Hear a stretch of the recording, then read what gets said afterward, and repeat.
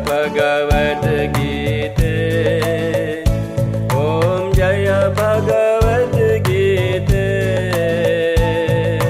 Hariya Kamala Viharini Hariya Kamala Viharini Sunara Supunite Om Jaya Bhagavad Gītā.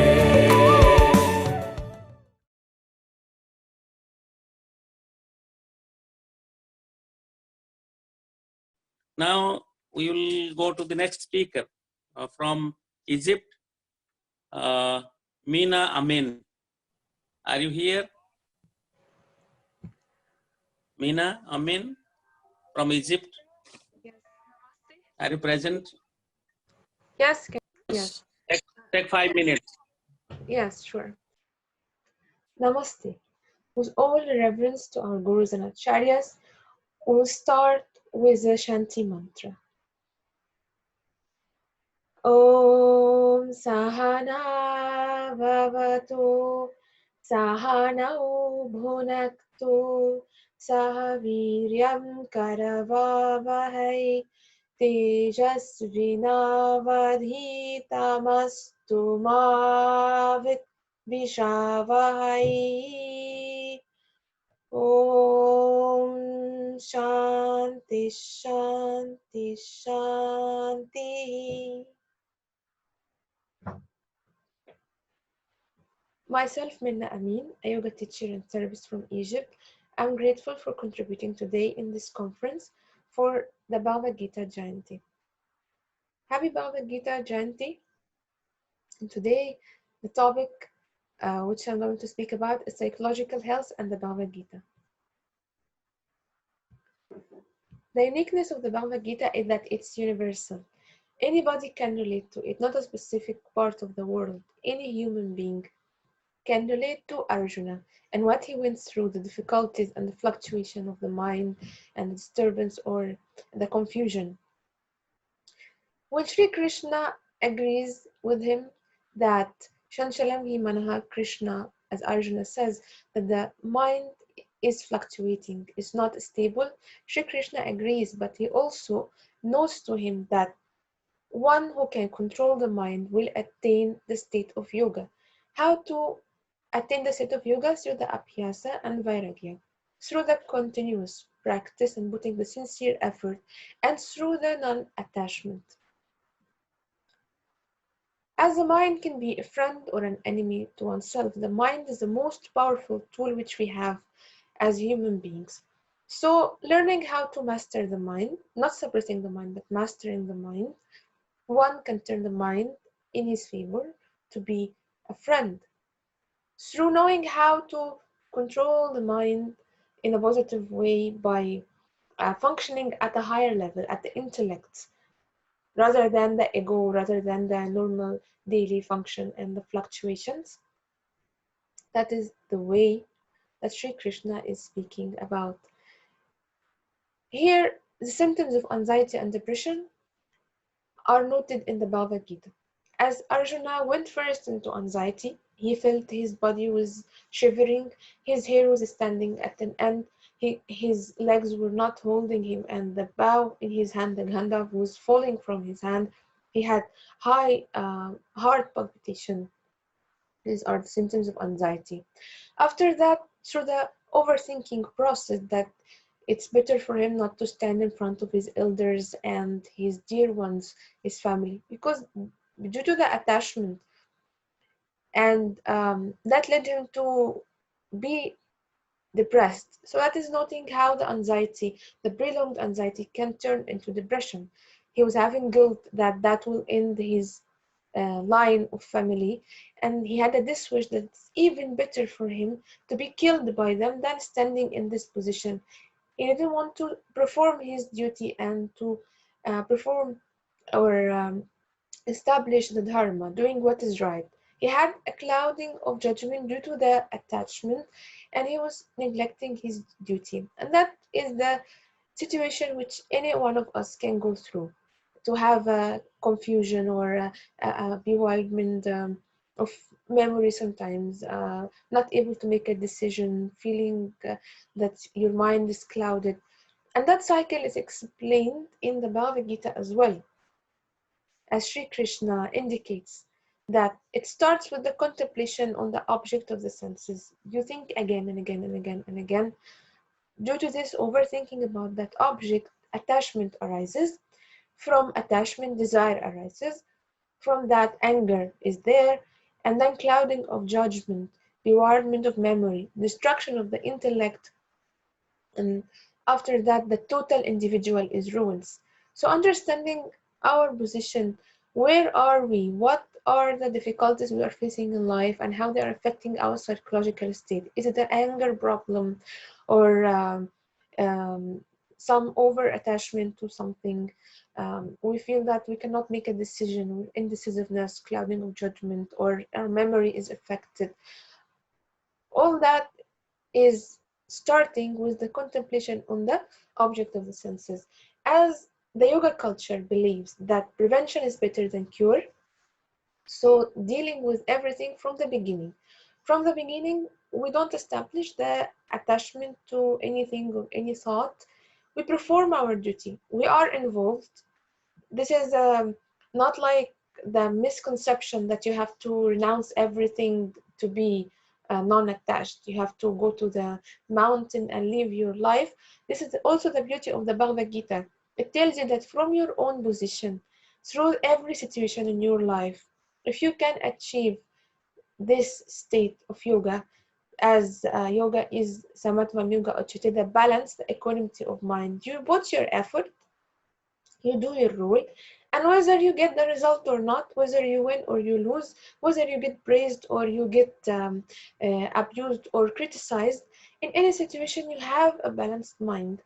So that concept is very important and explained through the Gita. And also yoga is karma so kushalam. So it means that it's excellence or dexterity in skill, that you perform your duty at its best, not by neglecting your duty or your role in the life. You will attain the yoga, as some misconception is there. How to put the abhyasa and vairagya in our life, in our today's life. As Sri Krishna indicates, there are different paths, and this path is not only due to differences in the individual or the different characters or persona, but also our different faculties, meaning that it starts with the Gyan Yoga. First, you try to attain the yoga through the introspection, through the studying of the scriptures, through the questioning, and going through this path of wisdom and ancient knowledge. If it's difficult for you, then try to go through the meditation. Sri Krishna says the Dhyan Yoga, to meditate on the Supreme Consciousness. If it's difficult for Arjuna or for any one of us, then you have to go through the Karma Yoga, through the action, through the work that you are doing, um, uh, your own duty and serving the community.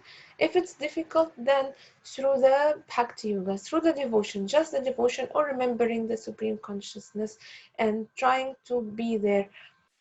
This is the different paths of yoga which are mentioned in the Bhagavad Gita as in ancient texts, and how it is related to different faculties of the human being. That first you try to address the intellect, because this is the most direct and most effective way, as Sri Krishna addressed this in Arjuna. He was telling him that he have to do his duty, he have to stand up and fight the battle. So that is one way. Then, because of our today's scenario, and it's not easy always to just address the intellect, maybe you have to step one or two step back. So you try to address the different layers of the body, of the energy, of the mind. So you try to use the meditation for addressing the mind. You try to use the Karma Yoga for addressing the body or the energy. You try to use the Bhakti Yoga for addressing the emotion and culturing our emotion. That is how every individual can apply the yoga on his different layers, not just the different persona, but also different faculties of the human being.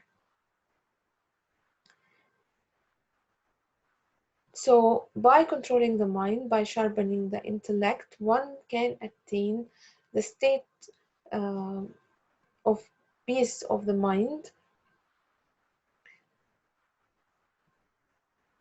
and also,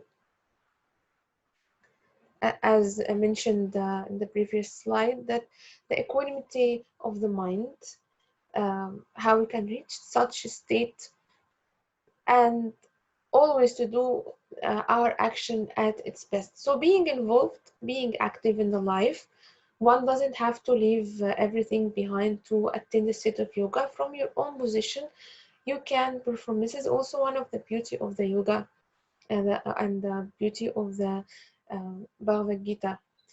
Understanding the natural or the nature of the mind, or the main energies that are running in our mind. Sometimes we are in a bit of lethargic state mentally. Sometimes we're having more energy, more activeness, some anxiety is there. Sometimes we are balanced.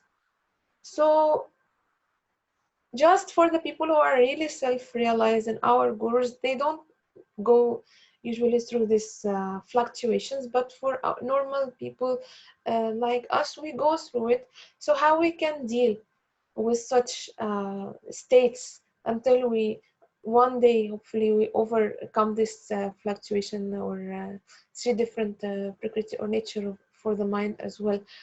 First, we have to identify the state which we are in, and to move from the tamas, lethargy, and the depressive state to get more active, transform our mind through the rajas, and then from the rajas we can attain the sattva, or the balanced state. And whenever we are in the balanced state, we try to cultivate that, we try to be in that state. This is the most important, that when you reach there, try to be there as much as we can. This is also an important concept. The Gita emphasized the importance of balance in life, the balance between the food, the sleep, the work, and the entertainment. And this is also a very important concept, which even in our today's scenario is being told again and again and again. But this is the key. This is the key to having a balanced life, and to have a more happy life, or more efficient life. Everything is being there and mentioned from thousands and thousands of years ago, this ancient wisdom. If we can just imbibe it and apply it in our life to be part of our lifestyle, then we will see the positive effects, and we will become more blissful, or closer to our true nature. To summarize, the Bhagavad Gita, like traditional ancient texts, focuses on individual holistically. It doesn't only look at the individual as a physical existence, but also on the energy level, on the mental level, the lower nature of the mind, of the ego, of the manas, or the normal functioning of capturing the information through the senses, and also the memory, or functioning more at higher level through the intellect, and trying to attain or to reach a blissful state, to have or apply a spiritual aspect in life. This is the spirituality, adding spirituality in our life. And now the modern understanding that psychosomatic diseases, how they are starting from the mind. So if we can apply or this knowledge to know how the mind is functioning, how we can transform our energy, how we can better and improve our lives, then we can end this psychosomatic diseases. We can try to manage it also if it's in a chronic state. We can try to manage it and live in our life like it's not there. And the contribution, of course, of the different ancient texts and the Bhagavad Gita, like mentioned before, the integrated approach of yoga therapy not only focuses on the intellect, though it's the very quickest and easiest way to end any problem is to function at a spiritual level or an intellectual level, but this is difficult for most of us.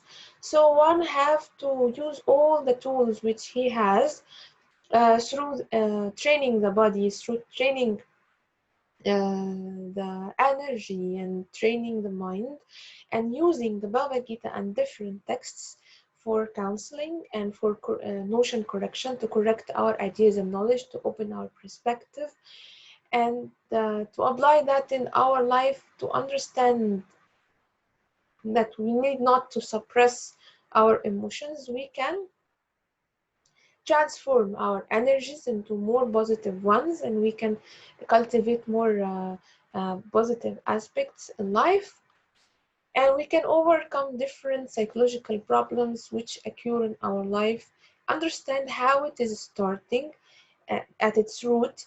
Then we can end it, not by taking just medication and trying to suppress the symptoms, but trying to deal and handle it at its root, trying to understand how the mind functions through different texts. And definitely the Bhagavad Gītā is one of the most important texts in that context, as it is also accessible to the common man, accessible to every one of us. Anyone can read it, and we are really grateful for the people who have translated it to many languages today, the interpretation of it, of course.